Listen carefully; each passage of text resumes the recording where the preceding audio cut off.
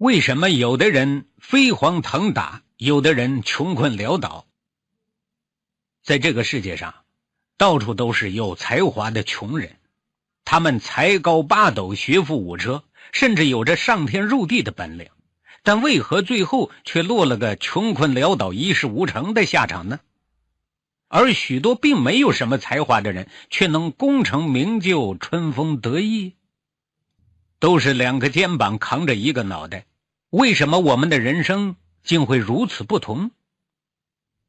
究其原因，就是人情世故。在某种程度上说，是否懂得人情世故，决定一个人的一生是飞黄腾达还是穷困潦倒。大凡成功的牛人，无一例外都明白这一点。他们读懂了社会的本质和人际交往的潜规则，知道对方需要什么，知道对方脑子里在想什么。要想钓到鱼，就要像鱼那样思考。你几乎看不见他奔波劳碌，但是在不动声色中，他就已经实现人生目标。他们成功的密码是什么？其实很简单，人情世故4个字而已。出来混的人一定要懂人情世故，这是个最基本的要求。如果不懂人情世故，一个人还出来混什么呢？因为从一开始就注定了没有成功的可能，这样折腾下去也只是白白浪费精力。而一个对人情世故运用纯熟的人，哪怕他刚开始能力差一些，出来混还是大有希望的。因为只要他掌握了这一独门绝技，就迟早能够迎来命运的转机。哪怕你是一名武林高手，如果不懂人情世故，也混不长久，肯定会混到走投无路的地步。这是真理，只要你稍微动脑想一想，就能想出很多身边的事实。你会发现，真正的聪明人做人做事恰到好处，滴水不漏，不仅收获了实力，也落下了美名。而有的人则刀子嘴豆腐心，不少帮别人的忙，却没有一个说他好，培养了不少敌人在身边。这大都是不懂人情世故的缘故。生容易，活容易，生活不容易。每个人都必须面对残酷的竞争。因为不懂人情世故，历史上很多立下汗马功劳的功臣名将，最后落了个被诛杀的下场。他们没有倒在敌人的剑下，却冤死在自己人的手中。鲜血横溅，脑浆涂地，世上无处可受后悔药。即使有，后悔也已经来不及了。他们光辉灿烂的一生就这样草草收场。如此用鲜血和脑浆写下的沉痛忠告，我们怎可不懂？出来混很难，混好更是难上加难，一不小心就会穷困潦倒，一事无成。事业不成，哪怕你才高八斗，学富五车，都将沦为狗屎不如。如果事业有成，哪怕是一个酒囊饭袋，也会被人吹捧成天才。人情冷暖，世态炎凉，这就是现实的残酷之处。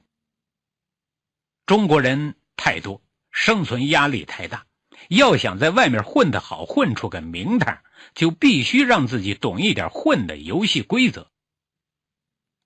的确如此，人生就像一场游戏，不懂游戏规则的人最终会死得很难看，而对游戏规则运用纯熟的人，才能在游戏中玩得痛快，玩得开心，玩出自己想要的一切。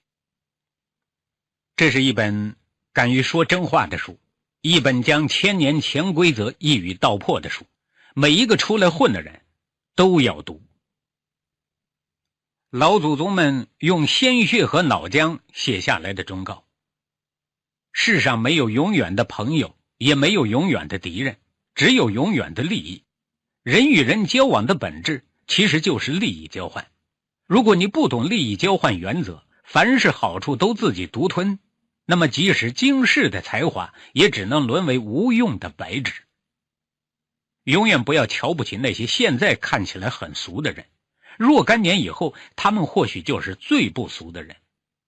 锋芒太露，没饭吃，这是跌过跟头的老祖宗们用鲜血和脑浆写下的忠告。凡是做大事业的人，都应该修炼好藏禄之功，当治则治，当愚则愚，必要时甚至装一装低能儿，做一做糊涂人，都是明智之举。天桥上摆摊算卦的老头，随便弄把胡子就能冒充大师，糊弄那些貌似很精明的人们。为什么可以得逞呢？人类趋吉避凶的本性使然，这一与生俱来的天性，可不是读了几天三字经就可以彻底抹杀和消除得了的。如果你能在这个世界上找到一个不懂趋吉避凶的正常人，我可以毫不犹豫地给你100万。从另类角度来看，嫌贫爱富的人性本质推动着社会发展。如果人人喜欢贫穷落后，那么谁还愿意从事体力劳动？谁还愿意从事脑力创造？哪儿来的吃的、穿的、用的和住的？这样社会就会停滞不前，甚至倒退。所以我们应该将嫌贫爱富看作一种社会正常现象。别人凭什么要把自己辛苦得到的午餐送给你？换句话，你会把自己辛苦挣来的午餐给别人吗？如果觉得不可以，那么为什么相信别人可以做到呢？所以与其把毫无根据的希望寄托在别人身上，不如自己去努力挣自己的午餐。面对那些沉默寡言、喜怒不形于色的人，我们说话办事需十分谨慎，不能急着把自己的底牌暴露给他。这些人的城府往往很深，心计也比较多。如果你说话办事欠考虑，很容易被他抓住把柄，反过来利用你。亲友之间大多只能同患难，却不能共享福；老板和员工之间则大多只能同享福，却不能共患难。人不怕不聪明，就怕太聪明。聪明一过头便会盲目，便会目中无人，便会不知天高地厚，忘乎所以。这个时候看似很聪明的人，其实就已经等于半个傻子了。古今得祸者，绝大多数都是精明的人，现在的人唯恐不能精明到极点，这才是愚蠢。一个美丽的女人炫耀自己的美丽时，就开始变得丑陋了；一个聪明人炫耀自己的聪明时，就开始变得愚蠢了；一个有才华的人当炫耀自己的才华时，就开始变得一文不值了。如果利润 10% 是合理的，本来你可以拿到 11%， 但还是拿 9% 为上策，因为只有这样才会有后续的生意源源而来。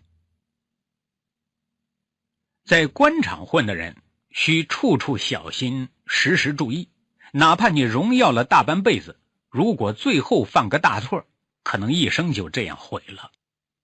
人生就是如此奇妙，做人就像种田，最后收成才是评定的标准。取乎其上，得乎其中；取乎其中，得乎其下；取乎其下，则无所得矣。意思就是说，如果一开始的期望是一流，最后达到的效果可能只是中流；如果一开始期望的只是中流，最后达到的效果只能是末流；如果期望只是末流，最后可能什么都得不到。在一些特别场合中，有些聪明人主动将主角的位置让给别人，而自己心甘情愿当配角。这并不是失败，甚至可以说这是一种策略性的胜出。他让出的只是一个主角的虚名，而赢得的却是真正的实惠。有句话说，呼唤什么缺什么。中国人虽然呼唤中庸，但在实际生活中却处处走极端。正因如此，现在国家才提倡和谐社会，其核心含义就是中庸，让世人不要偏激和走极端。对一个中国人来说，生命有多宝贵，面子就有多宝贵。你给足他面子，他就会给足你一切。可如果你伤了他的面子和自尊，他就会对你恨之入骨，彻底把你推向他的对立面。不要用情绪化的方式批评别人，尤其注意就事论事，避免评价别人的人格、兴趣与家庭教养。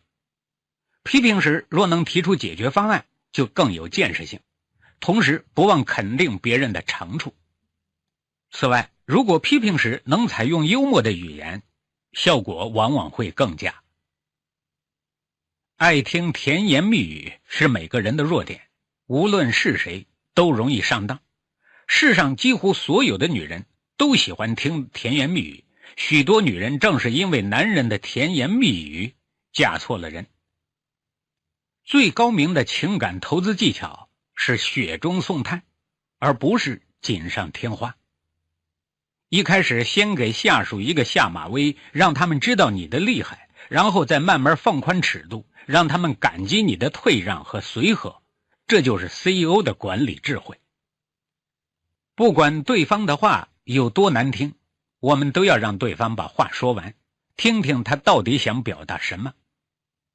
上苍总是厚爱那些沉默和隐忍的人，年轻时看到他人的风光，我们不必眼红嫉妒，只要持之以恒的做事，积极认真的做人，每个人都会迎来属于自己的成功。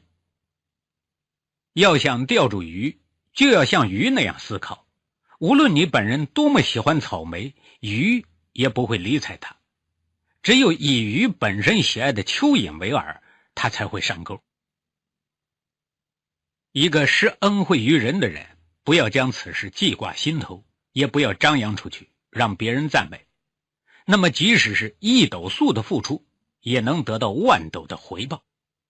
一个以财物帮助别人的人，而总是要求别人回报他，那么即使付出1万两黄金，也难有1文钱